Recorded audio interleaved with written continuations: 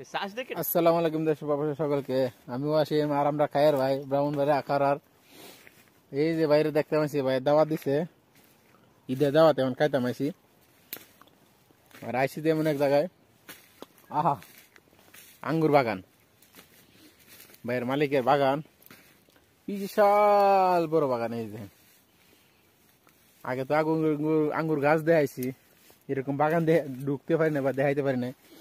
প্রায় আমরা বাংলাদেশে হিসাব করলে আমরা কই না খানি 30%, প্রায় যেন সব মিলাইয়া আমরা 100 শতক জায়গা হইব। দেন হাজার হাজার গাছ, আঙ্গুর গাছ, কি সুন্দর।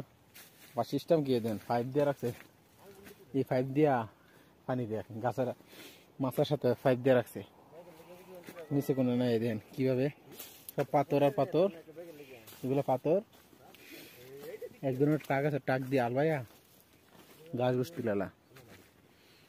তো না ভিতরে নাই, আমরা যখন খায়ের বাইরে আইছি না, আমরা হাই হ্যালো জানাই। ওই যে আমরা খায়ের ভাই নিজে দাওয়াত দেওয়া আনছি, তো শর্মাইতেছে যে কি খাওয়াইব, যদি প্রশ্ন করে বই থাকি ওই ক্যামেরার সাইডে আইতে চাইতেছে না।